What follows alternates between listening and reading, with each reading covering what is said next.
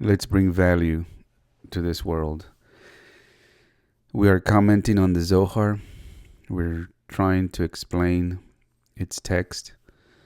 As we know, the Zohar was authored by Shimon Bar Yochai,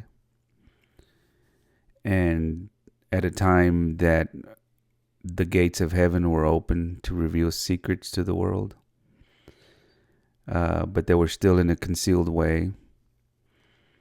A clear revelation will come later with Rabbi Isaac Luria, and then later on we're going to have a fully revealed understanding which comes with the Mashiach.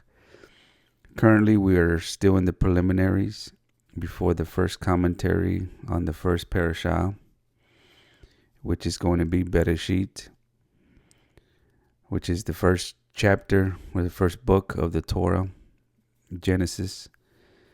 So this is essentially a prelude to Genesis. Here, there's a commentary that states, the beginning of wisdom is the fear of God. We've all heard this before, and this is going to be the foundation of today's lesson. The Zohar delves into this phrase. What does it mean that the beginning of wisdom is the fear of God? Does one need to fear God before acquiring knowledge of the higher worlds? It may seem like that at first, but that is not the case. In Hebrew, fear of God, Yirat Hashem, does not mean fear in the sense of terror or dread. It refers to awe, reverence, and admiration, a state of being awestruck when encountering the secrets of the Torah. This type of fear is a reverential fear, an admiration, and it's based on respect. It is not the fear of punishment or dread. When a person begins to admire, to fall in love with the sacred text, and to become fascinated by the laws of heaven and how the divine secrets are revealed, this is true fear of God. This state of awe and admiration leads to joy in the study of the secrets of the Torah. That is the fear of God. But the Zohar completes it and says that here there are two concepts. One is fear and the other is wisdom. Thus, wisdom requires a motivation based on joy and pleasure in discovering the divine mysteries. This awe or fear is the key to wisdom. The Zohar explains that fear corresponds to the tree of knowledge of good and evil, while wisdom corresponds to the tree of life. The tree of knowledge of good and evil represents the material world, where we live in physical bodies. The tree of life represents how our soul is illuminated when studying the secrets of the Torah, when the soul shines within the body. The lesson here is that without the physical experience, there can be no revelation of secrets. Only what is hidden can be revealed. What is hidden in the body? The soul. If the soul did not have a body, it could not manifest itself. Where does the light shine? In the midst of darkness. There must be a Torah that serves as the body and a Torah that serves as the soul. The literal text of the Torah is the body, while the Kabbalah, the Zohar, is the soul. Just as the soul is hidden within the body, the secrets of the Torah are hidden within its literal stories. Just as the stories of the Torah, the same is true for the soul. The soul is revealed behind the body. Similarly, the secrets of the Torah are revealed behind the stories of the Torah. Now, the Zohar discusses two divine names, El, which is Aleph Lamed, and Kavod, which means honor. These names are connected because the only one worthy of honor is God. And whoever seeks to gain honor for themselves is seizing God's place. Seeking honor for oneself is a form of self-idolatry. Giving honor to someone else is permissible only if you recognize the divine spark within them.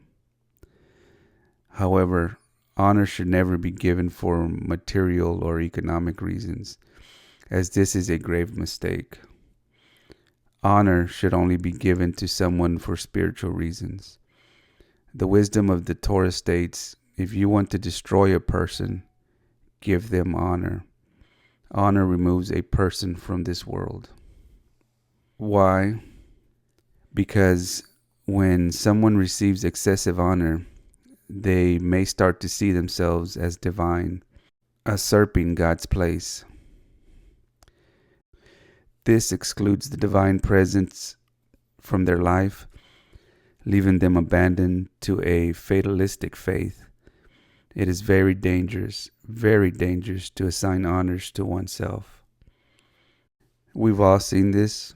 We've seen them in powerful men of religion, which eventually their selfishness, their pride from their masses giving them excessive honor is basically their downfall.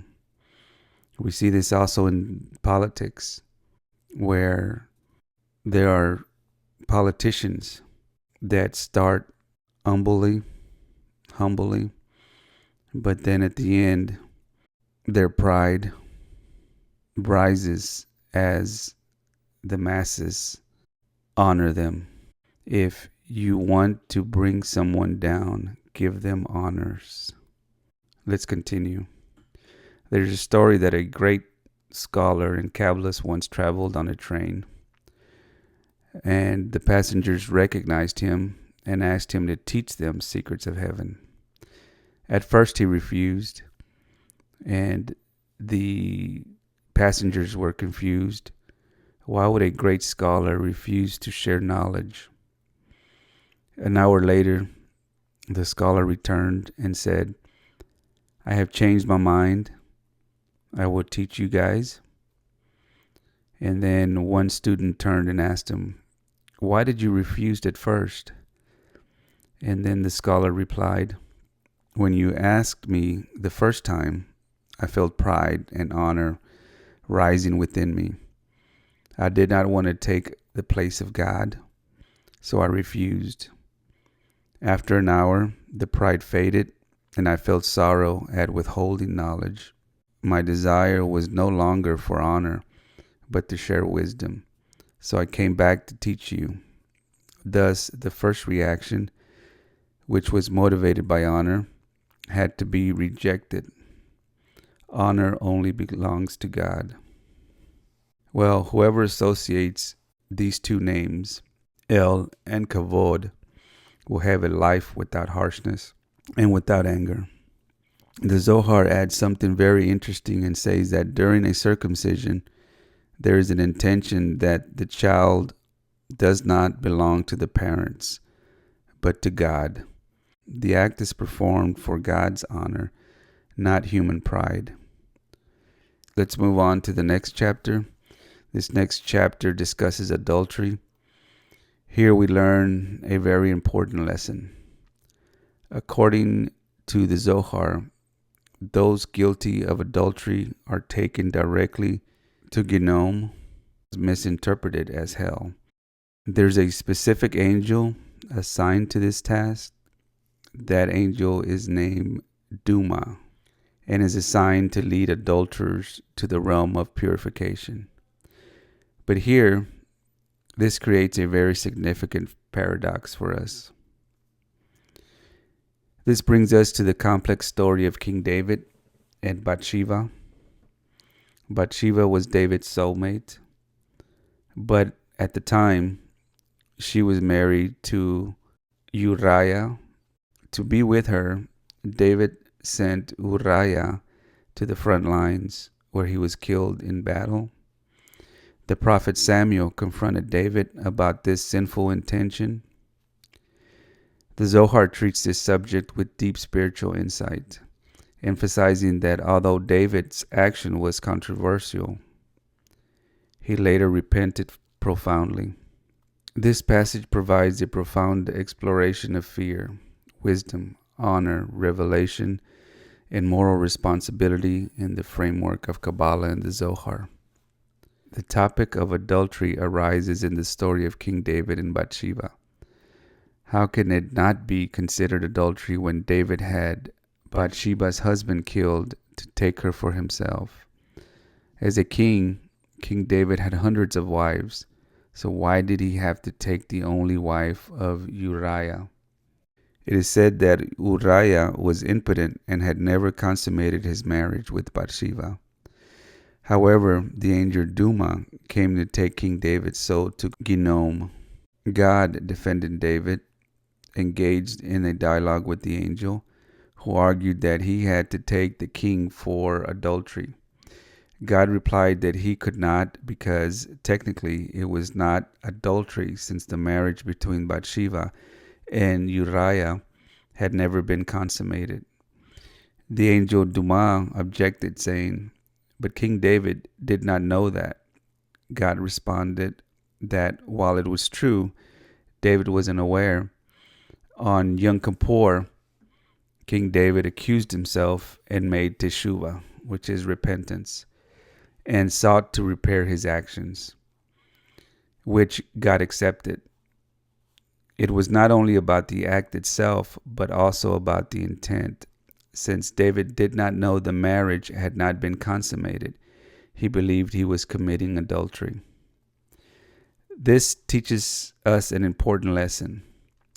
The reason the angel Duma appeared to take David was that David had accused himself. This is a fundamental secret of the Torah. A person should never pronounce their own condemnation because it attracts the angel Duma.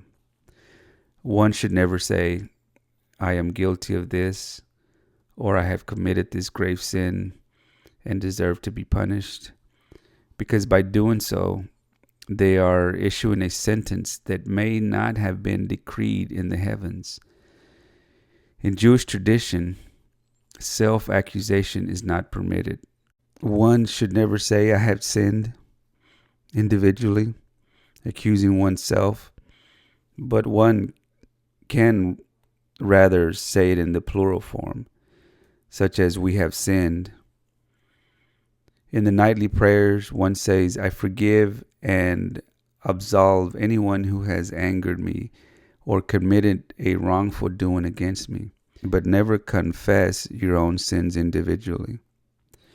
The reason behind this teaching is that when a person verbalizes their guilt, an angel takes note and can use it against them. This is why teshuvah is not about condemning oneself, but about correcting one's mistake and evolving. It is said that a person who sinned is no longer the same after making teshuvah, after repenting. They have reached a higher level of consciousness.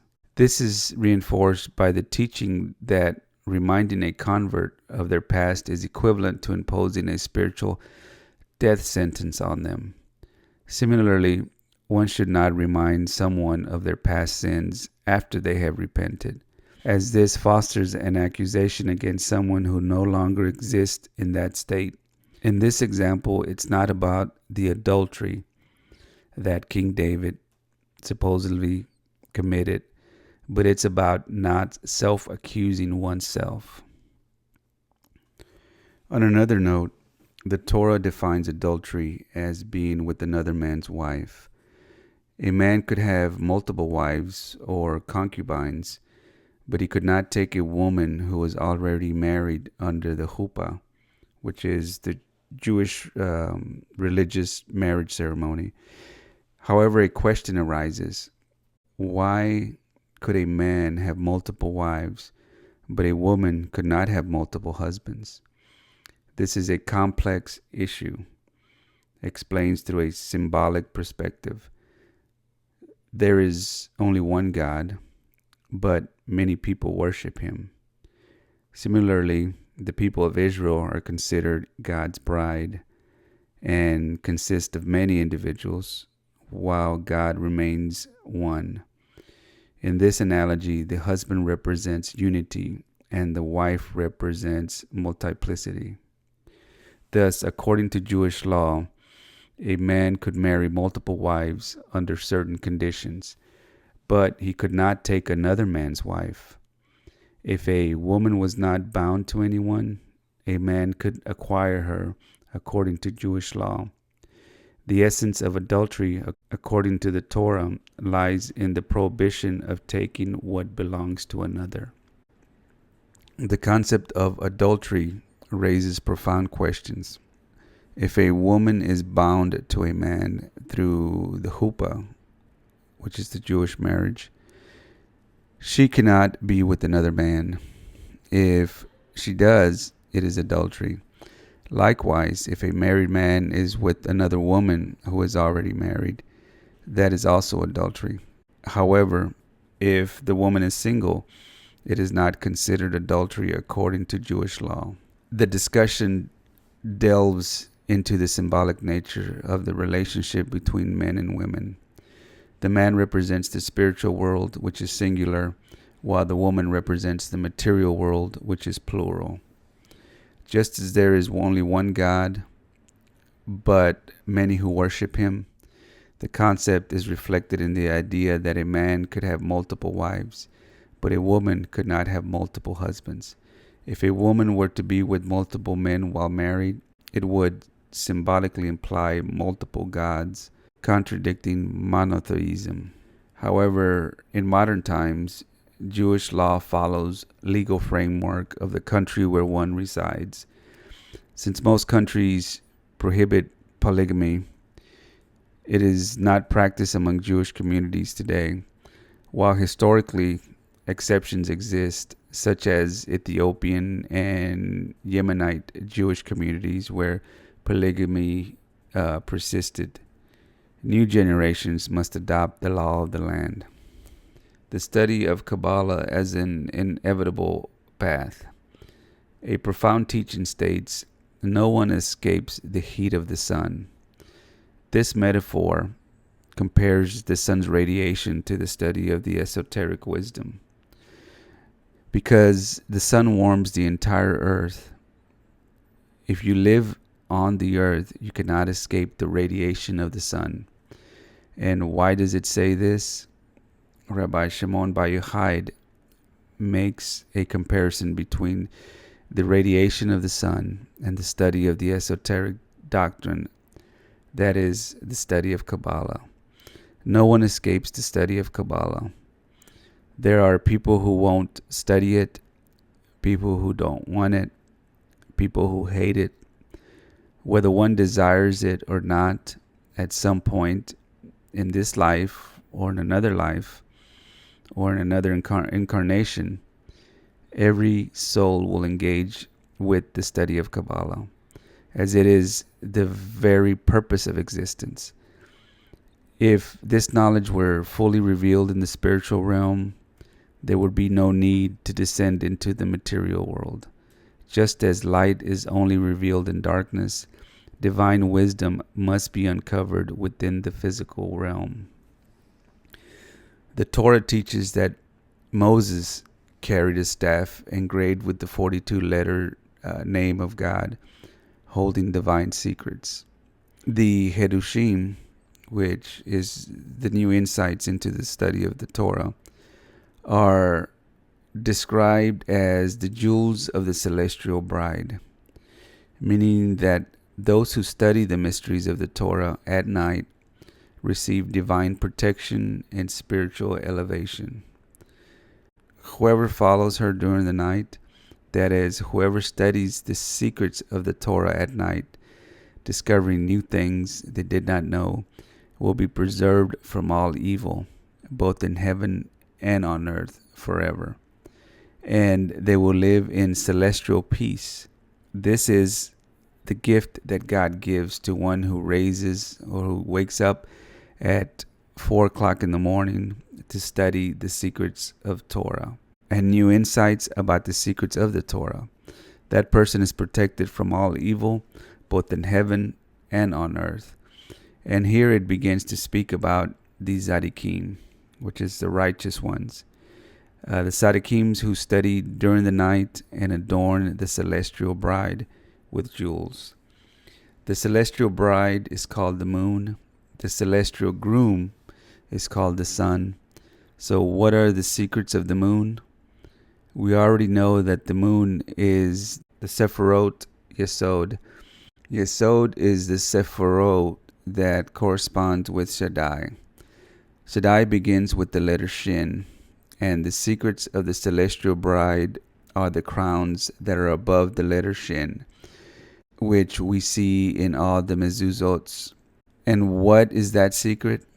Those crowns above the letter Shin, it says that every Tzaddik, and we are speaking of those who get up at night or early in the morning to study the secrets of the Torah.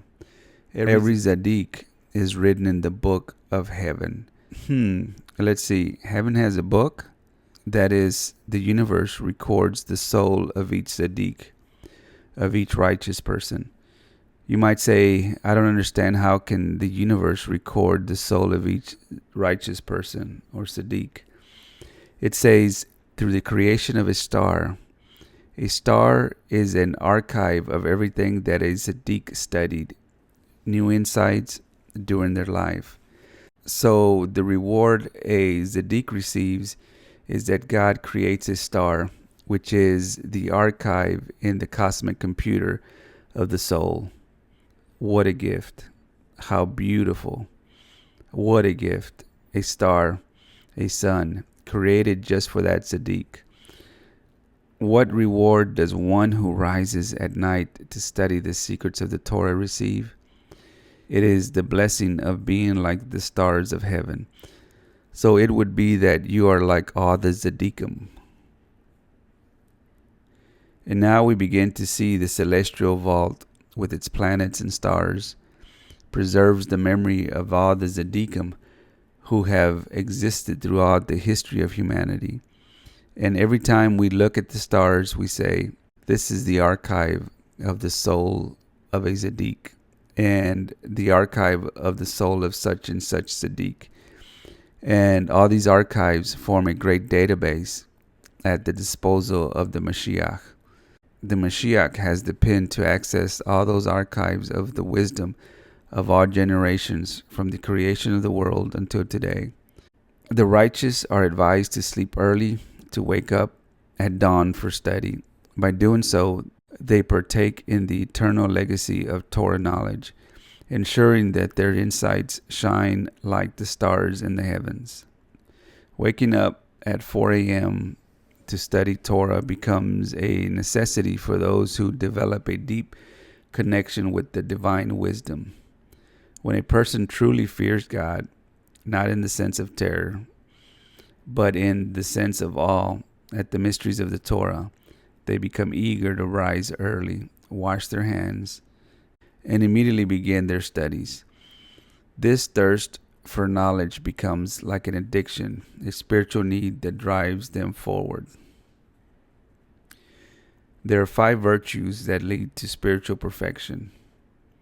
1. Love of God. True love for the Creator is inseparable from the pursuit of divine wisdom. Number 2 is chastity, not in the sense of celibacy, but in maintaining moral purity and avoiding illicit relationships. Charity, that's number 3, acts of kindness and generosity towards others. Humility is number 4, recognizing one's limitations and submitting to divine wisdom. And the last one, which is the 5th one, is perseverance in the study of Kabbalah, continuous effort in understanding the hidden aspects of the Torah. And here is the revealed secret in the Torah.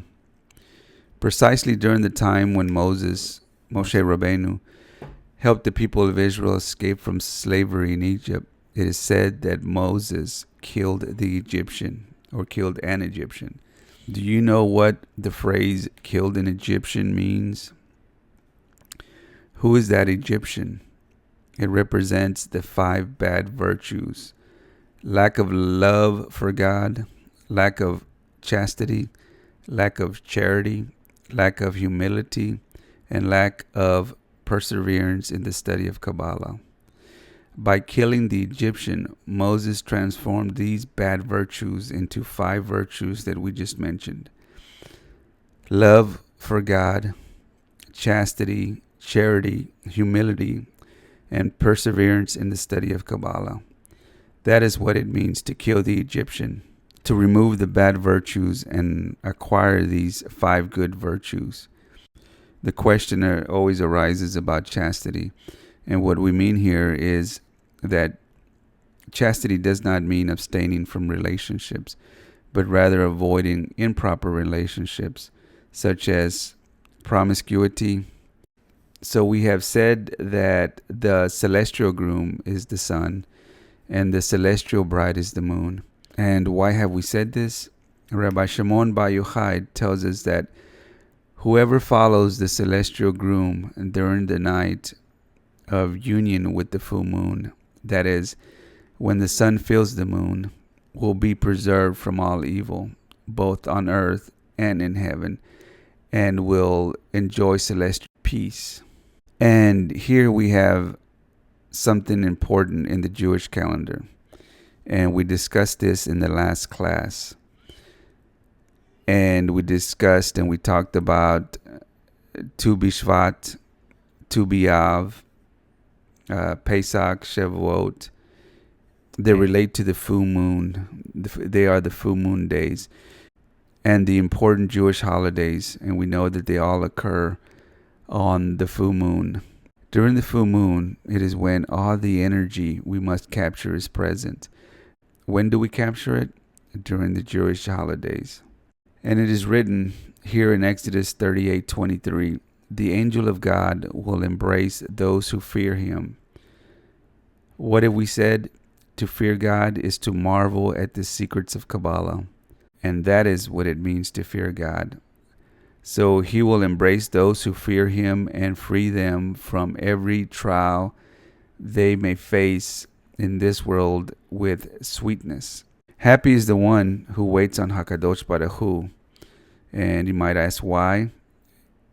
Because whoever studies Kabbalah knows when to capture energy, knows, for example, when the holidays are, when to observe them, and when to observe Shabbat.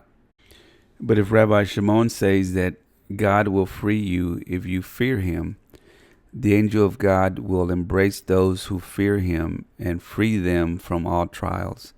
Why are there trials? Because there are spiritual forces that trip you up. So if they are going to free you from trials, it means they will prevent spiritual forces from creating blockages. And who are the ones creating these blockages? They are angels who rebelled against God and dwell on earth, who envy humanity and seek to trip them up. What does this mean? It means that every trial or every problem in this world comes from the existence of harmful spiritual forces for humanity. Just as there are bacteria and viruses at the physical level for the body, there are also bacteria and viruses, which are angelic viruses, that are harmful to the soul and create suffering. This world is no longer as pleasant due to these fallen angels. And here, speaking of these angels who pose as false gods, HaKadosh Baruch Hu says the following in the Zohar: the gods who did not make the heavens and the earth will be exterminated from the earth and perish beneath the heavens. What does this mean? It means that the only one who created the heavens and the earth is HaKadosh Baruch Hu, and anyone who sets themselves up as a god did not create the heavens and the earth is a false god, and God will exterminate them. What does it mean that he will exterminate them?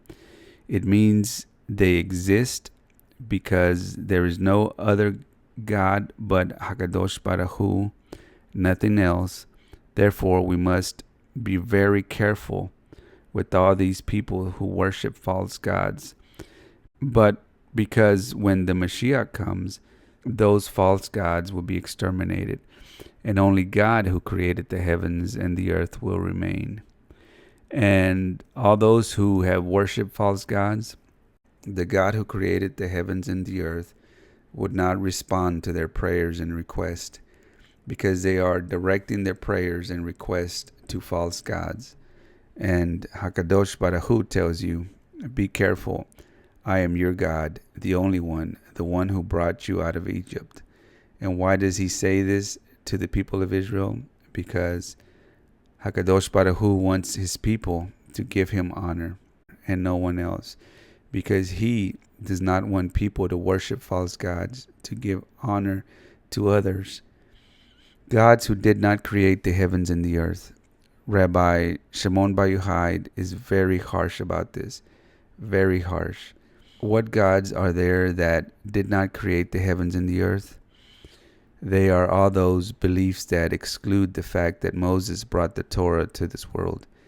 In other words, all those who do not recognize the Torah, all those who do not recognize the original Bible, all those who do not recognize the Ten Commandments as they are written in the text. They are worshiping other gods. They are denying the divine intervention that took place at Sinai.